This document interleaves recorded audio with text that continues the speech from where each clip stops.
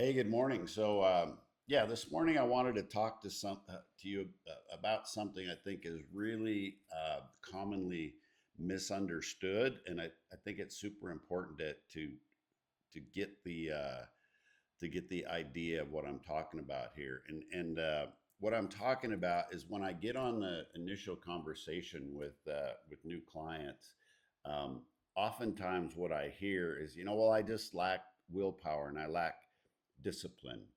And that could be true, but what I see is the bigger problem is kind of upstream from that, if you will.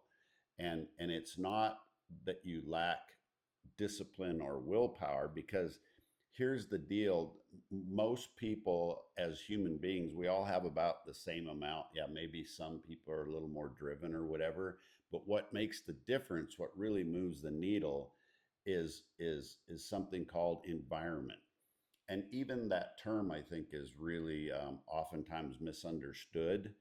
I think a lot of people think of, well, you got to be in the right environment, meaning, nature and outside, and where do you live? Is it rural or is it city? And that does matter. That is part of your environment. But the part that I find that moves the needle the most for most people is way deeper than that. It's more inclusive than that. It's not just about the outside environment, the place you live. Now that is important, but like I say, I don't think um, that's certainly not all encompassing, and I don't even think that's the most important part. So, you know, it does matter, city versus rural, but other things that are so important for setting yourself up for success that make it easier to have the discipline and the motivation that people think they're lacking. What are some of those things? Having nutritious foods in the house,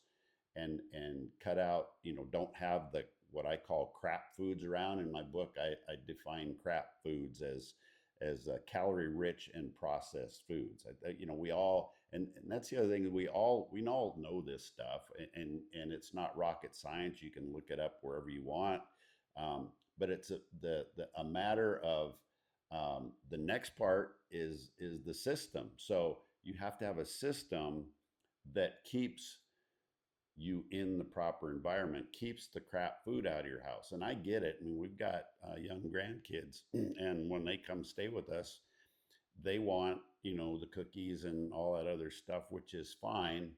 I do wonder sometimes, it's like, why do we think it's okay to feed that stuff to our kids, but we don't eat it? It does make me wonder sometimes, but I get it. They're kids and their bodies are resilient, and it have the amazing ability to heal themselves. So, and some things they just won't eat. So I get that. But having the crap foods in the house, what about alcohol, right?